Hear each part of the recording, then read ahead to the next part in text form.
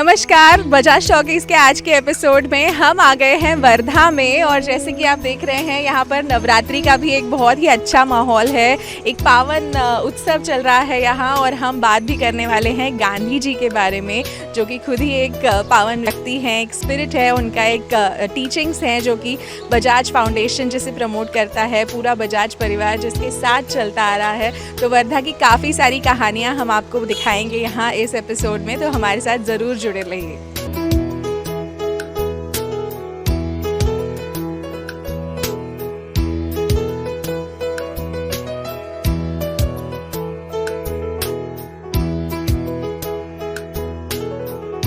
बजाज परिवार और महात्मा गांधी जी के रिश्ते के बारे में तो आप सभी जानते हैं। महात्मा गांधी जी ने जमनालाल बजाज जी को अपना 5वां पुत्र माना था और इसी एक रिश्ते के चलते जमनालाल बजाज जी ने वर्धा में इस आश्रम में रहने के लिए बापू को न्योता दिया था और तभी सेवाग्राम की स्थापना हुई।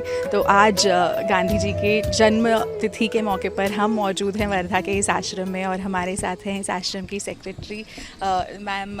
नमस्कार। नमस्कार। स्वागत है आपका। मेरा नाम चतुरा रास्कर। 1 जनवरी 2022 से मैं मंत्री का भार यहाँ ले लिया और यही रहती हूँ। और ये एक बहुत ही पावन भूमि नज़र आती है यहाँ पर, जहाँ भी देखें एक विचारधारा है बापू की जो नज़र आती है। तो जो एक रिश्ता है जिसके बारे में हम बात कर रहे थे बजाज परिवार का, उसके बारे में आपको क्या कुछ जानकारी है? अगर आप थोड़ा हिस्ट्री के बारे में हमें बता सकें। बापू जी 1915 में दक्षिण अफ्रीका से यहाँ आए और साबरमती में आश्रम बना के वहाँ रहने लगे। देश विदेश के कई सारे लोगों का उनकी तरफ आकर्षण था। उनमें एक थे जमनालाल जी बजाज। उनका सतत आग्रह था कि आप वर्धा आइए, वर्धा आकर बसिए। 1930 में दांडी मार्च के लिए जब बापू निकले, ये प्रतिज्ञा करके निकले थे कि जब तक आज़ादी नहीं प्राप्त होती है मैं वापस साबरमती आश्रम नहीं जाऊंगा। तो उसके बाद फिर उनकी हरिजन यात्रा वगैरह देश भर में घूमे और फिर यहाँ आए। तो बजाजवाड़ी वर्धा में उन्हीं के इसमें बापूजी 1 साल रहे। 1935 में बापू आए थे। लेकिन बापूजी की इच्छा थी कि शहर में नहीं, गांव की ओर, सभी को वही बताते थे कि गांव की ओर जाना चाहिए। असल भारत गाँवों में बसता है और उनका अगर वो स्वराज्य वहाँ स्थापन होता है तो अपने आप भारत आज़ाद है। तो उस दृष्टि से ये सेवाग्राम, उन्होंने सेगांव तब का नाम था, सेवाग्राम बापू का दिया हुआ नाम है। तो ये जो आदि निवास आप देख रहे हैं यहाँ, जहाँ बापू अपने साथियों के साथ, कस्तूरबा के साथ रहे थे और यहीं पर देश विदेश से लोग उनसे मिलने आते थे। यहीं पर कांग्रेस और देश के राजनीति का केंद्र उस समय ये 10 साल तक बापूजी के रहते ये बना है। 1942 का आंदोलन, उसका प्लानिंग यहीं पर हुआ है। तो ये अभी किस तरह से इतने वर्षों बाद आपने अभी भी इसे, मैं देख रही हूँ उसी तरह के घर हैं यहाँ, कुटिया है, बापू कुटी भी है। तो यहाँ पर आज क्या किस तरह की एक्टिविटीज़ चलती हैं, कौन कौन लोग यहाँ पर रहते हैं? और खादी के बारे में भी आपने बताया, यहाँ पर वो भी एक उद्योग है या? जी, यहाँ पर बापूजी जब बसना शुरू किया तो बापूजी एक तरफ तो आज़ादी की लड़ाई लड़ रहे थे और एक तरफ कंस्ट्रक्टिव प्रोग्राम्स, एक तो विलेज इंडस्ट्री फिर से रिवाइव करना और कैसे रोज़गार भी मिले और गुलामी से छूटने का खादी एक विचार ही नहीं, स्वावलंबन का प्रतीक था। जो हमारी नीड्स है तो मैक्सिमम हमको कपड़े पर खर्च करना पड़ता है और उस समय हमारे सारी जो पहले विलेज इंडस्ट्री थी जो बंद करवाई थी डेलिबरेटली, और फिनिश गुड्स हमको आता था और उसके कारण इतनी दरिद्रता थी।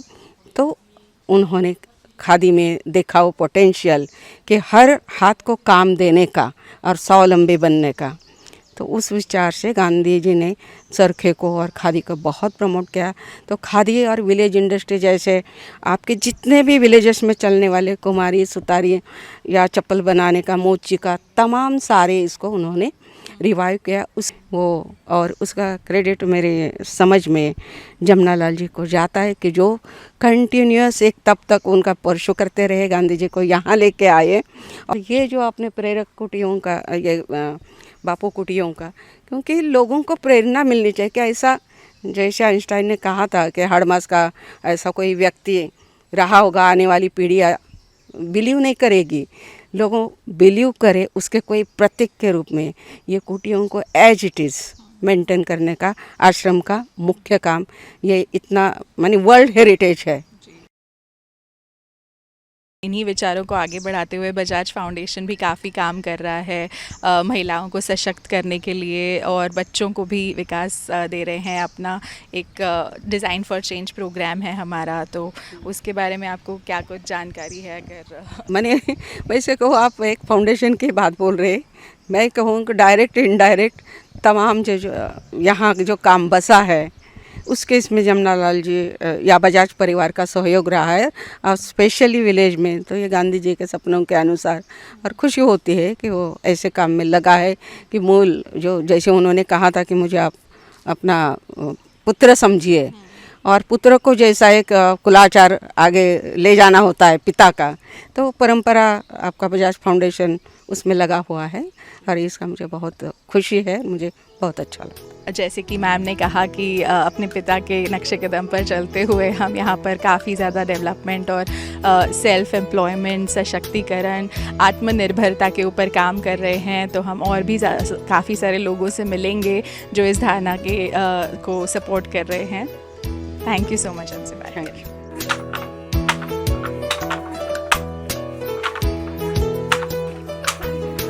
गांधी जी के विचारों से प्रेरणा लेते हुए बजाज फाउंडेशन की पूरी कोशिश है महिलाओं को भी सशक्त करने की, और इसी कड़ी में विजया जी हमारे साथ हैं बजाज फाउंडेशन से, जो हमें लेकर आई हैं एक हैंडलूम यूनिट में। तो इससे पहले कि हम अंदर जाएं, विजया जी प्लीज़ थोड़ा इंट्रोडक्शन दीजिए इस एक्टिविटी के बारे में। नमस्ते, मैं विजया ठाकरे, कमल नयन जमनालाल बजाज फाउंडेशन में महिला सक्षमीकरण विभाग की प्रमुख हूँ।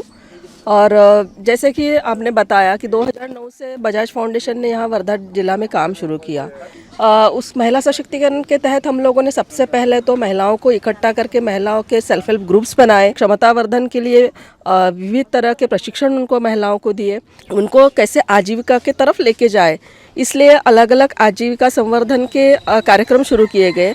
उसी के तहत जो एक आपको यहाँ पर दिख रहा है ये हैंडलूम प्रशिक्षण जो है, एक हाथकरघा जो होता है, हाथकरघा के भी ये महिलाएं जो है ये कपड़ा बुनाई का काम करती है। आपको जैसे पता है कि ये वर्धा जिला जो है ये गांधी जिला कहा जाता है, और गांधी जिला होने के कारण यहाँ गांधी जी के विचार के अनुसार खादी को ज़्यादा महत्व है, और सभी लोग जो आते हैं खादी के लिए यहाँ पर देखते हैं कि खादी कहाँ पर मिलती है। तो वर्धा में जो है यहाँ की जो ग्रामीण महिलाएं हैं, इन महिलाओं के हाथ को काम मिलना चाहिए, और साथ ही साथ उनके घर में खादी बने ताकि गांव के लोग भी खादी का यूज़ करें, अपने जो वस्त्र जो पहनते हैं रोज़ के डेली यूज़ में, उसमें खादी का भी उपयोग हो, तो गांव के लोगों के लिए भी खादी का एक बनाया जाए, और साथ ही साथ जो बाहर से जो यहाँ पर लोग आते हैं उनको भी खादी मिले। इसलिए इन ग्रामीण महिलाओं को जो खेतों में जा नहीं सकती है, बाहर कहीं काम नहीं कर सकती है, ऐसे घर में रहने वाली जिनको छोटे बच्चे हैं या बूढ़े घर में है, ऐसे महिलाओं के लिए ये खादी का प्रशिक्षण शुरू किया गया। लगभग पिछले 6 साल से फाउंडेशन इस कोशिश में है कि ज़्यादा से ज़्यादा महिलाओं को प्रशिक्षित किया जाए, और 200 में से लगभग 50 महिलाओं ने जो है खुद के हैंडलूम खरीद के काम शुरू किया है। फिर हम उनसे मिले। बिल्कुल, चलिए।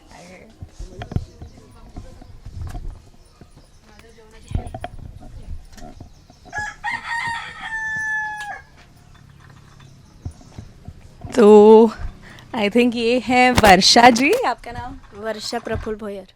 हमको तो खेत के काम आते नहीं है, तो घर में बैठे बैठे यानी ये अच्छा काम है, और कैसे भी समझो अपने वक्त भी नहीं मिला तो भी 1 घंटे में हम आधा 1 मीटर कपड़ा निकाल लेते हैं, तो कैसे भी घर में बैठे बैठे 100-200 रुपये हम कमाई कर लेते बच्चों के लिए समझो। इसीलिए हमने ऐसी घर में बैठे बैठे, और ये गांधी जी का यानी शहर है वर्धा शहर, तो उनके सिद्धांतों के लिए हमने ये काम चालू किया है। तो दिन भर में आप कितना कपड़ा बना लेते हैं? ये पूरा कितना समय लगता है आपको एक दिन में पूरा कुछ ये एक्टिविटी? 5-6 मीटर कपड़ा निकलता है। और अब यानी कहीं ऑर्डर रहा, किसी को जल्दी चाहिए तो हम रात को बॉबिन भर लेते हैं, तो फिर 10 मीटर निकलता है। और भी महिलाएं होंगी आसपास जो फिर आपसे देख के आपसे प्रेरणा लेती होंगी, तो क्या कहते हैं लोग आपको, क्या फीडबैक मिलता है लोगों से? यानी कोई बोलता है कि घर में छाँव में होता है, तो बहुत सी महिला बोलती है कि गरीब बाहर जाने बच्चे देख के काम हो सकता है, तो इसीलिए अभी बहुत सी महिला ये काम चालू कर रहे हैं। और 7-8 लूम हैं हमारे गांव में। आपके पति भी काफ़ी खुश होंगे, आप उनकी भी मदद कर रही हैं, एक तरह से परिवार को संभालने में आप खुद सशक्त हो रही हैं, तो आपको एक फ्रीडम और स्वयं स्वावलंबन का भी भास होता होगा इससे। हाँ, वो उनको भी अच्छा लगता है, कहीं किसी ने बुलाया, कहीं कपड़ा मंगाया तो वो मेरे को मदद करते हैं और लेके भी जाते हैं। धागा कहीं कम पड़ा तो ला भी देते हैं खरीद के, ऐसी यानी मदद करते हैं। और वो पैसे सब देते हैं धागा वगैरह लाने के लिए, मदद करते पूरी। तो ये थी वर्षा जी, और जैसा कि आपने देखा इस एक छोटी सी मुहिम से, बजाज फाउंडेशन के एक हैंडलूम यूनिट से इनका परिवार और इनकी आमदनी में भी काफ़ी ज़्यादा मुनाफा हुआ है और ये खुद भी काफ़ी खुश हैं। सभी परिवार के लोग भी इन्हें सपोर्ट कर रहे हैं और ये दूसरी महिलाओं को भी प्रेरित कर रही हैं। तो ये चरखा जो गांधी जी का प्रतीक है और ये हैंडलूम यूनिट एक तरह से हमारे गाँव की महिलाओं को सशक्त बना रहा है। वर्धा के इस पवित्र भूमि पर इस वक्त हम मौजूद हैं बापू कुटिया के सामने और हमारे साथ मौजूद हैं बजाज फाउंडेशन से राहुल बोरकुटे जी, जो कि डिज़ाइन फॉर चेंज का प्रोग्राम देखते हैं, जो बच्चों को प्रेरित करते हैं खुद स्वावलंबन का मार्ग चुनने के लिए। तो क्या कहना चाहेंगे इस प्रोग्राम के बारे में? गांधी जी कहते थे, शिक्षा अगर श्रम के साथ जुड़ी हो, शिक्षा अगर मूल्यों के साथ जुड़ी हो, तो वो शिक्षा समाज के लिए उपयोगी होगी। तो डिज़ाइन फॉर चेंज ये प्रोजेक्ट गए 11 साल से कमल नयन जमनालाल बजाज फाउंडेशन वर्धा में इम्प्लीमेंट कर रहा है। तो ये उस विचार से बिलोंग करता है, जुड़ता है, जो गांधी जी का सपना था। वो चाहते थे कि बच्चों में लाइफ स्किल हो शिक्षा में, और हम लोग इसको 11 साल से 450 स्कूल में हम लोगों ने ये डिज़ाइन फॉर चेंज किया है। और किस तरह का प्रोग्राम होता है? एकेडमिक्स के अलावा एक एनरोलमेंट होता है जहाँ पर आप बच्चों को प्रिपेयर करते हैं, इमेजिन और अपनी खुद की प्रॉब्लम्स को सॉल्व करने का एक तरीका दिखाते हैं बच्चों को, और इसी तरह ये प्रोग्राम होता है। डिज़ाइन फॉर चेंज ये प्रोग्राम सिंपल 4 स्टेप में बंधा हुआ है। फील, इमेजिन, डू और शेयर। उनका जो सिलेबस है, उसके अलावा जो एक ऑफ पीरियड होता है, वो ऑफ पीरियड हम लोगों को डिज़ाइन फॉर चेंज के लिए मिलता है। और ऐसा एक स्कूल में हम लोग नियर अबाउट 15 विज़िट और 15 पीरियड वो बच्चों के साथ में होता है। तब जाके बच्चों में ये सारे जो स्किल है, लाइफ स्किल है, डिज़ाइन फॉर चेंज के जो मॉड्यूल्स है, वो लोग हम लोग कर पाते हैं। काफ़ी अच्छा लगा ये सुन के। आपने बताया अब तक 450 स्कूल्स इस प्रोग्राम से जुड़े हैं, और कितने बच्चे होंगे जो इस 12 से 13 हज़ार बच्चों ने ये प्रोजेक्ट किया है और इस प्रोसेस से वो गुजरे हैं बच्चे। अब वो बच्चे 11 साल में अभी वो बड़े भी हुए हैं और ऑनगोइंग भी कुछ प्रोजेक्ट हमारे हैं। तो अभी तक ये 450 स्कूल में 20 स्कूल ऐसे हैं जिनको नेशनल रिकॉग्निशन मिला है। वो मिला है रिवर साइड स्कूल अहमदाबाद में, एक आई कैन गैदरिंग होता है और वहाँ पे नेशनल लेवल पे टॉप 20, टॉप 50, टॉप 100 ऐसे स्कूल का सिलेक्शन होता है। तो वर्धा के अभी तक 20 स्कूल नेशनल लेवल पे टॉप 20 में आए हैं, और एक प्रोजेक्ट हमारा इंटरनेशनल लेवल पे भी गया है, जो चाइना बीजिंग जो है, बीजिंग में उन लोगों का अप्रिसिएशन हुआ और उस स्कूल के बच्चों को अवार्ड वहाँ पे मिला। इसी एक तरह से देखा जाए तो ये हमारे इंडिया का मॉडल है इंटरनेशनल स्कूल्स को भी compete करने के लिए, और ये पूरा जो गांधी जी की सिखाई हुई बातें हैं, स्वावलंबन और खुद कम्युनिटी डेवलपमेंट, ये सारी बातों के ऊपर काम चल रहा है। तो काफ़ी अच्छा लगा आपसे बात करके Rahul ji, thank you so much. Thank you. मेरा नाम ऋतुजा तुटे है, मैं 10th क्लास में पढ़ती हूँ। मैं जीजामाता स्कूल की विद्यार्थिनी हूँ। मेरा नाम पायल भस्मे है। मैं कक्षा 10वीं में पढ़ती हूँ। मैं आशीष पोहाने, जीजामाता विद्यालय में ड्राइंग टीचर के पद पर हूँ। जी, तो ये हैं हमारे डिज़ाइन फॉर चेंज के विद्यार्थी और शिक्षक, जो कि यहाँ पर काफ़ी सारे बच्चों को हर दिन डिज़ाइन फॉर चेंज के अलग अलग इनिशिएटिव्स के बारे में सिखाते हैं, उन्हें प्रोत्साहन देते हैं। और आज हमारे साथ मौजूद है यहाँ पर वर्धा में, जहाँ बजाज टॉकीज़ की टीम पहुँच गई है इनसे बात करने के लिए। तो सबसे पहले ये जो बच्चे हैं इनसे हम जानेंगे कि क्या प्रोजेक्ट है और किस तरह ये सर से इंस्पायर होकर किस प्रोजेक्ट पर फ़िलहाल काम कर रहे हैं। डिज़ाइन फॉर चेंज हमने ये प्रोजेक्ट शुरू किया है। कोरोना के टाइम पे हमने बाजू के गांव में देखा कि कोरोना के निर्बंध का पालन नहीं हो रहा है, तो हमने ये विचार किया क्या क्यों ना हम उन्हें मास्क और सैनिटाइज़र का वाटप करें।